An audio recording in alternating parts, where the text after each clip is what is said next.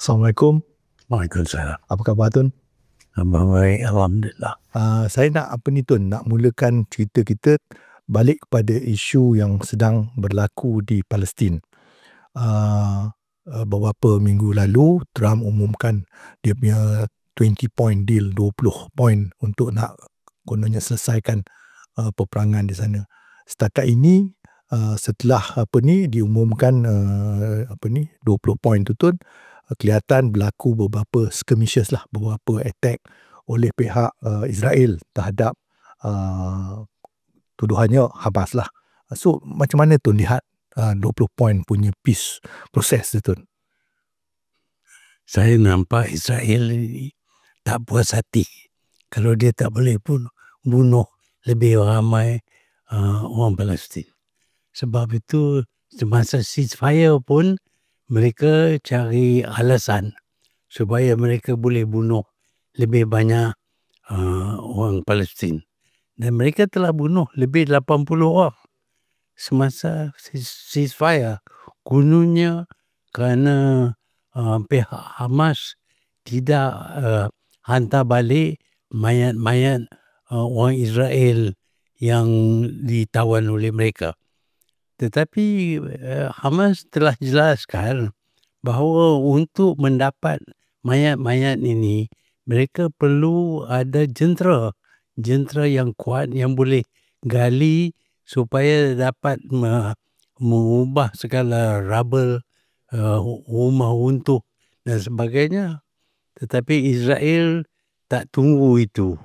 Mereka nak cari peluang, nak serang balik, dan inilah yang dilakukan oleh mereka, dan mereka salahkan Hamas.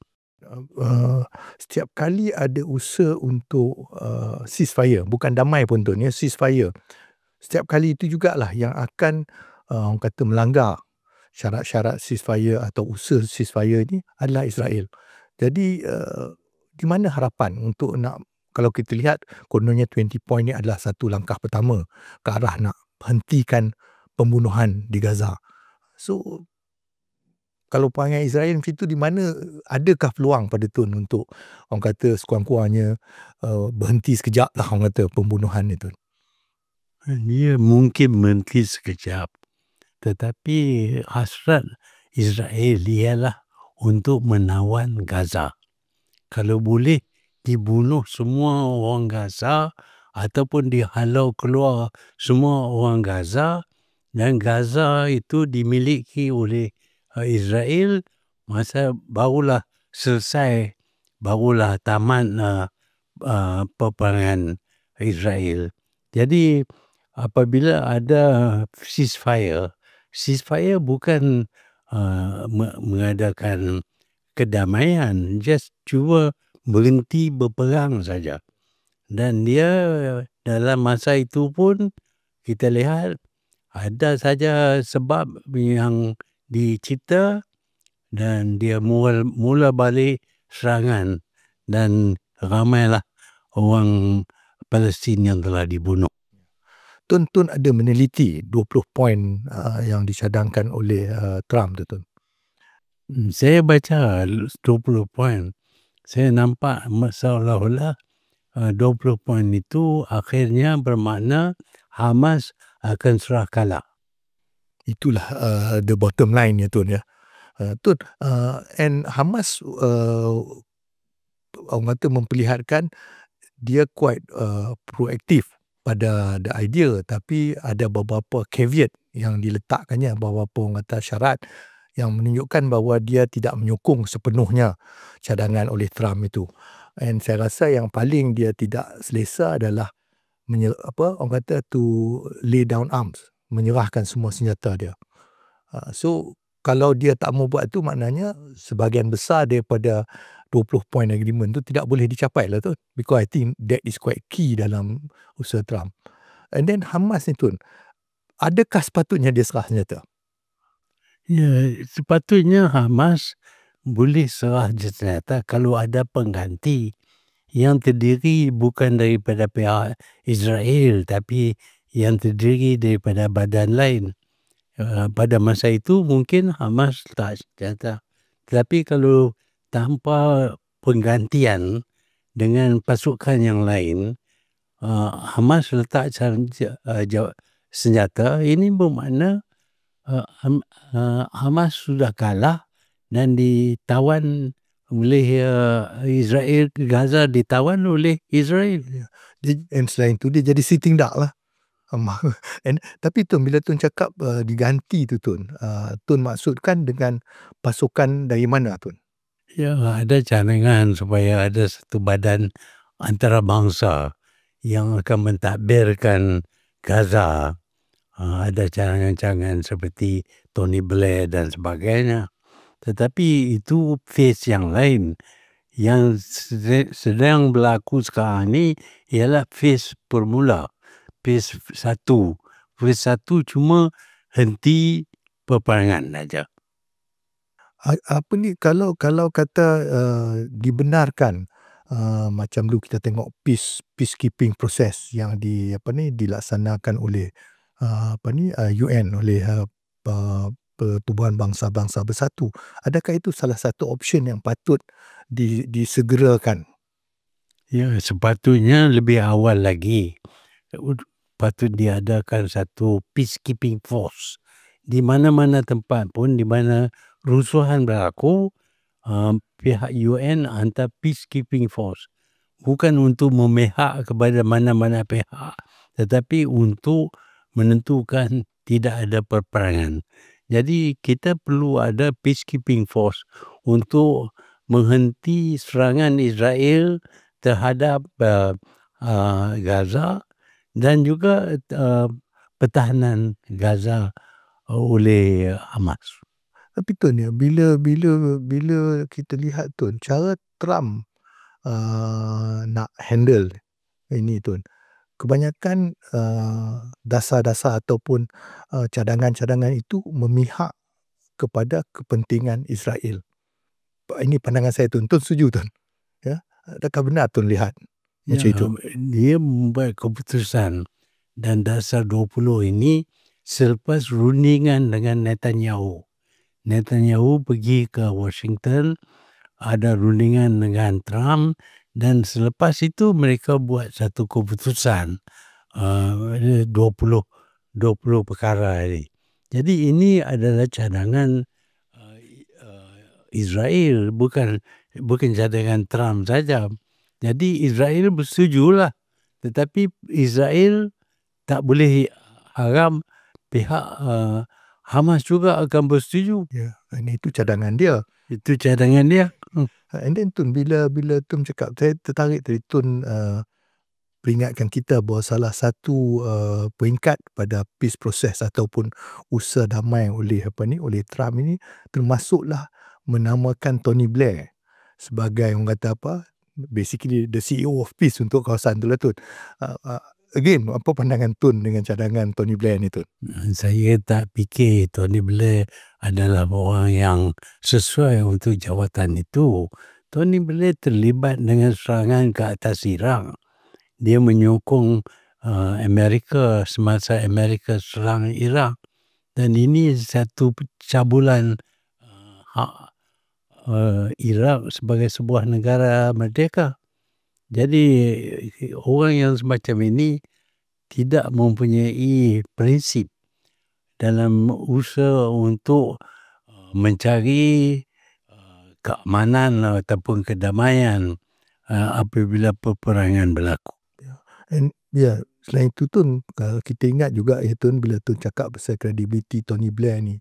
Blair ni dulu masa dia join dengan Bush masa serang Iraq tu, dia salah seorang yang propagandakan bahawa wujudnya weapons of mass destruction.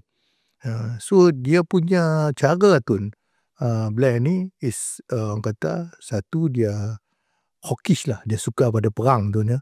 And then at the same time dia sanggup menipu demi untuk mencapai orang kata tujuan dia. And lepas itu Tun, dia juga didapati orang kata oleh beberapa tribunal di UK yang mengatakan dia bersalah dalam to mislead the parliament and the government masa dia tu dengan menipu pasal weapon of mass destruction. Tun tahu kan benda ni kan Tun pernah bincang dengan saya dulu. Ya. Kalau kita lihat pada senario sebegini Tun, uh, memang kelihatan ini salah satu kolonialis punya mentaliti Tun. Daripada zaman kolonial, kuasa-kuasa barat berkongsi kuasa dia untuk nak meneruskan orang kata imperialisme dia. Ya, dia guna Israel, tapi the bottom line is still imperialism kepada itu. Jadi siapa yang patut bersuara Tuan? I mean, UN dah dibincangkan benda ini. Macam mana cara lain Tun boleh untuk orang sedar bahawa benda ni semua memang tidak ada satu benda yang baik daripada pihak mereka ni Tun. Niat mereka tu. Ya, cuma keputusan yang baik yang boleh dibuat ialah oleh mesyuarat UN, persidangan UN, bukan Security Council. Security Council mempunyai 5 negara yang mempunyai veto power. Jadi veto power mereka menghalang segala keputusan yang dibuat oleh Assembly. Jadi kita patut balik kepada Assembly. Dan Assembly sepatutnya memberi sokongan yang cukup kuat kepada usaha untuk ceasefire umpamanya. Apa juga keputusan UN mesti dapat sokongan the biggest majority of nations. Ya. Tun, pengalaman Tun pernah melihat beberapa konflik yang dulu bukanlah diselesaikan tapi diredakan menerusi peacekeeping forces. Contohnya Bosnia Tun. Bosnia Herzegovina dulu yang rakyatnya dibantai, dimassacre oleh Serb semua ni Tun. Jadi masa tu Tun agak aktif in terms of menekankan ataupun bersuara di platform antarabangsa supaya ada peacekeeping dan sebagainya. Masa itu macam mana ia boleh berjaya Tun? I mean, peacekeeping force ni boleh sampai ke peringkat pergi ke Bosnia dan berusaha untuk mendamaikan tu Tun. Ya, itu memang jadi dasar, iaitu ada peacekeeping force yang akan dihantar ke Bosnia supaya serangan Serb tidak dapat diteruskan ke atas orang Bosnia. Tetapi syarat yang dikenakan kepada Bosnia amat merugikan Bosnia. Kerana dalam keputusan itu ditentukan bahawa sementara Serb boleh guna tentera Serbia untuk serang Bosnia, tetapi orang Bosnia tidak boleh dibekal dengan senjata. Jadi mereka sitting duck lah. Boleh dengan Serb bunuh dengan sewenang-wenangnya. Tetapi ada usaha-usaha dibuat supaya pihak Bosnia juga mendapat bekalan senjata, dan apabila mereka dapat bekalan senjata barulah mereka dapat tangkis serangan daripada Serb. Jadi kita dapati bahawa dalam keputusan yang dibuat untuk sesuatu masalah ada berat sebelah. Tak fikir tentang nasib semua pihak, tetapi nak menentukan supaya pihak tertentu mencapai kejayaan. Ya. Tun terbabit dia Tun dalam pembekalan senjata kepada Bosnia Tun ya. Banyak saya dengar cerita-cerita tu. Yalah, macam-macam cerita lah. Ada cerita kata Malaysia bagi senjata. Mungkin betul, mungkin tidak.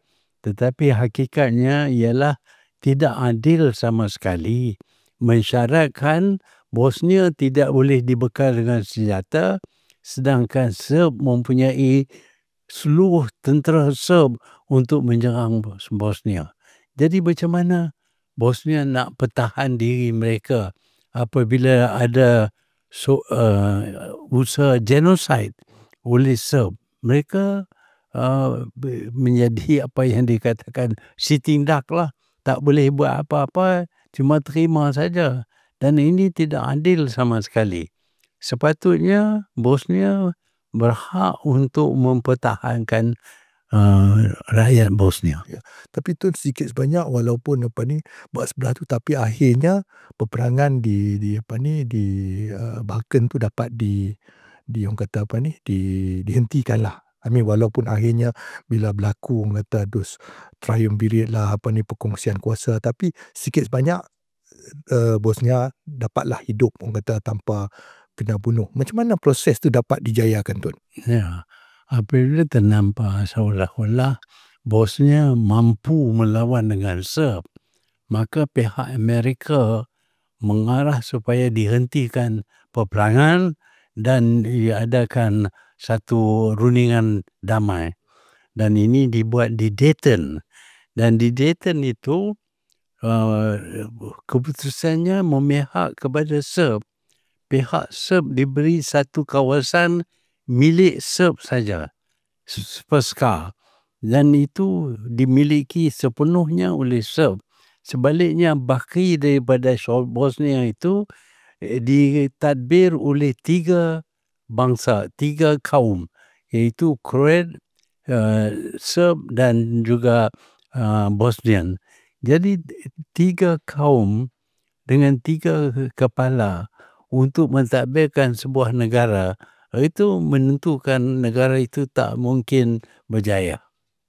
Jadi sebaliknya yang untung daripada penghentian peperangan itu ialah Serb. Okey, Tun. Selain daripada Bosnia, sebelum tu juga kita dah lihat, Tun, contohnya lama dulu UN Force dihantar ke Kongo dan berjaya, sikit sebanyak selesaikan. Jadi kenapakah kalau kita lihat, walaupun kita tak berapa puas hati dengan apa tindakan, tapi sikit sebanyak berjaya menyelesaikan sikit masalah. Kenapakah Israel ni tidak pernah dapat, orang kata, UN Force ni, Tun, dihantar ke sana?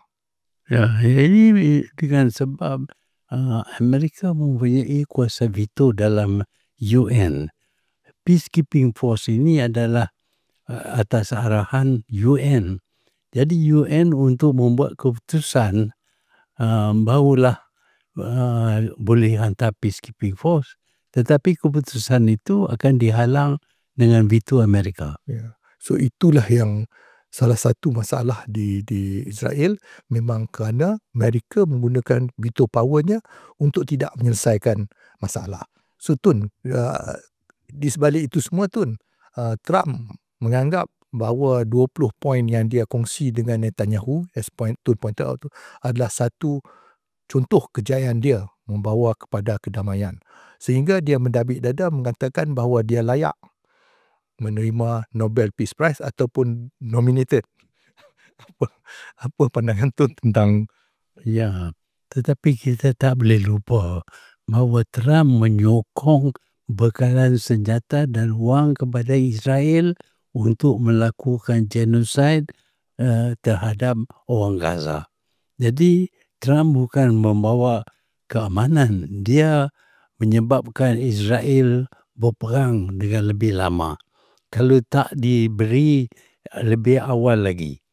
Umpamanya apabila dia jadi presiden, dia hentikan bekalan senjata, hentikan bekalan wang kepada Israel, maka Israel terpaksa hentikan serangan terhadap Gaza. Tetapi dia tak buat, bahkan dia bekal lagi supaya dia mempromosikan genosid oleh Israel. Sebenarnya genosid Israel terhadap Gaza ini adalah dengan sokongan Trump. Jadi macam mana orang yang semacam ini nak diberi Peace Prize sampai sampai 70,000 orang terbunuh baru dia nak hentikan. Itu pun bukan peace. Itu just ceasefire, berhenti perang saja. Tapi peace belum capai. 20 poin itu belum capai. Tun, dia merasa begitu, orang kata, bongkak, Tun, sampai mendabik dada sebagai, orang kata, the peacemaking president lah, Tun. And dia menyatakan sedemikian kerana dia kelihatan dapat sokongan daripada termasuklah negara Islam yang seolah-olah bersetuju bahawa cadangannya itu begitu, orang kata brilliant lah untuk membawa kedamaian di itu. Jadi agak orang kata mengecewakan kerana negara Islam juga ada di kalangan Islam yang turut serta dalam basically tu orang kata apa, to endorse Trump ni sebagai orang kata peacemaking president ni orang kata Tun. Macam mana Tun rasa bila tengok benda macam ni Tun? Ya, saya tak nampak bagaimana Trump boleh dikatakan pejuang untuk keamanan, untuk peace. Dia bukan berjuang untuk peace. Dia menggunakan tekanan untuk sesiapa saja yang tak ikut kehendak dia. Umpamanya tarif dan sebagainya akan digunakan supaya dia apply pressure, supaya turut kehendak dia.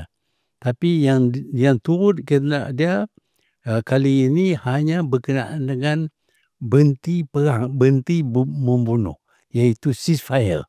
Bukan peace, ceasefire saja. Dan dengan ceasefire itu nampak 20 negara-negara Islam bersetuju. Tetapi bahagian yang lebih banyak ialah lebih daripada ceasefire. Kerana ada 20 poin, termasuklah dengan pendirian pentadbiran baru bagi Gaza dan sebagainya, itu belum selesai. Jadi dia tak boleh kata bahawa cadangan dia sudah diterima oleh semua. Cuma setakat ceasefire saja. Ya. Dan dalam ceasefire pun masih berlaku lagi pembantaian oleh Israel. Tun sepanjang Tun menjadi Perdana Menteri 22 tahun dulu, kemudiannya 22 bulan, mungkin tempoh 22 bulan tu tak banyak lah. Tapi 22 tahun tu Tun banyak berurusan ataupun pernah berurusan dengan Presiden-Presiden Amerika. Seingat saya dengan Reagan, Bush Senior pun Tun pernah, dengan Bush Junior pun ada. So Tun dah lihat perangai Presiden-Presiden Amerika ni. Apa beza mereka dengan Trump ni Tun? What is the difference yang Tun nampak ketara sangat? Ya, presiden-presiden lain Amerika masih percaya pada multilateralism, iaitu semua negara mempunyai hak yang sama untuk menentukan masa depan. Sebaliknya Trump ini dia cuma nampak bilateral saja. Dia dengan negara lain. Semua negara lain ada hubungan dengan Amerika dan dasar Amerika ditentukan oleh Amerika, terutamanya dengan menaikkan tarif. Ini dituju kepada semua negara-negara lain, termasuk negara yang dulu menyokong Amerika. Eropah menyokong Amerika, kena juga high tarif.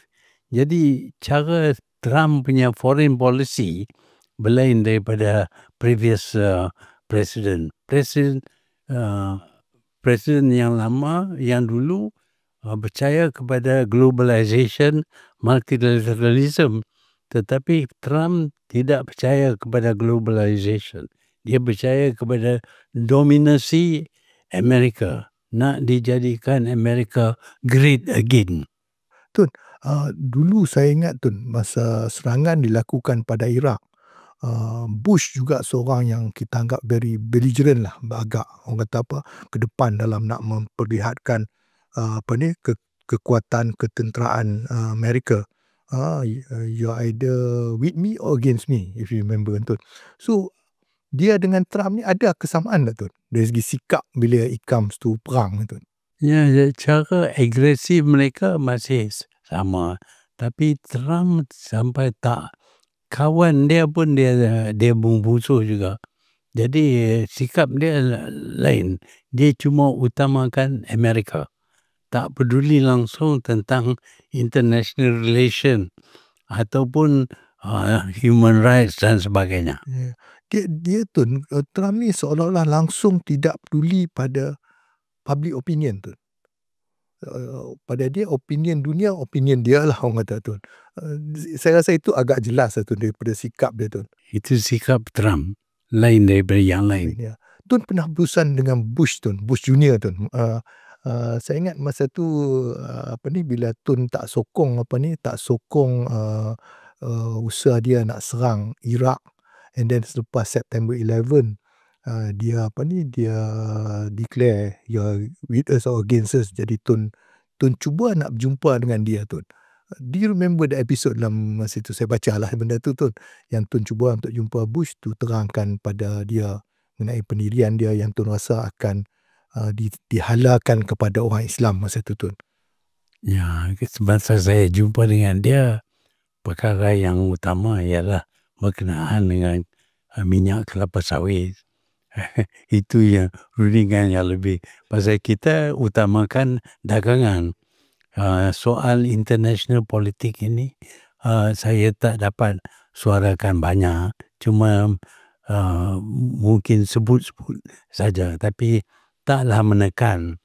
Kita yang menekan ialah dakwaan kononnya kita guna kanak-kanak untuk kerja dalam bidang kelapa sawit. Semua itu tak benar. Tuduhan-tuduhan yang buat. Itu yang saya bangkitkan bahawa di Malaysia kita tak guna dunia orang budak-budak untuk bekerja dalam ladang. Ya, child labour masa tu dia tuduh. Ada child labour masa tu. Ya. Tun, selain daripada dengan Bush, Tun pernah juga dengan Ronald Reagan, Tun. Saya ada lihat Tun di Amerika dengan Ronald Reagan, ada gambar lama lah, Tun. Macam mana dengan Tun dengan Ronald Reagan itu? How was your conversation dengan dia? Ya, saya ingin tunjuk bahawa walaupun kita negara kecil, tetapi kita negara yang bebas, merdeka, dan patut dilayan sebagai negara yang independen. Sebab itu kita tak buat lawatan ke Amerika apabila saja saya jadi Perdana Menteri. Saya tunggu 3 tahun baru saya pergi Amerika, jumpa dengan Reagan, dan kita bincang perkara-perkara masalah antara Malaysia dengan Amerika. Ya.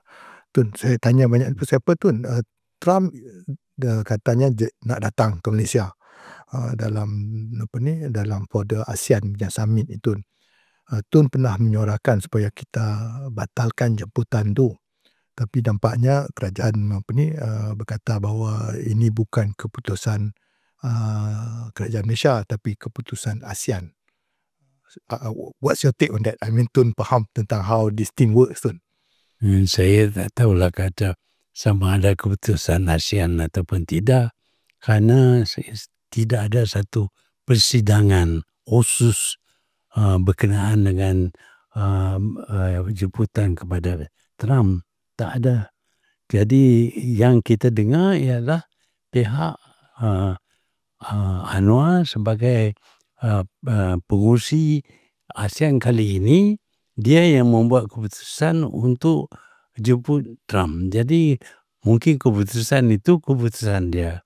Walaupun tidak ada bantahan daripada negara-negara ASEAN yang lain. Ya, bila kita mendapat kepengurusian ASEAN, tu selalunya orang kata itinerary dan dan cara perjalanan mesyuarat itu ditentukan oleh negara yang jadi pengerusi lah, Tun. Am I correct there, Tun? Ya. Okay. So sekarang ni, Tun, Trump akan datang kalau dia jadi datang lah. And ada orang kata kumpulan yang amat marah kepada jemputan itu tidak dibatalkan. Dan mereka merancang akan melakukan protes untuk menyatakan pada Trump bahawa you are not welcome here. Kamu tidak diterima di Malaysia. Pihak polis menyatakan ataupun sudah mengeluarkan kenyataan supaya jangan adakan sebarang orang kata demonstrasi dan protes.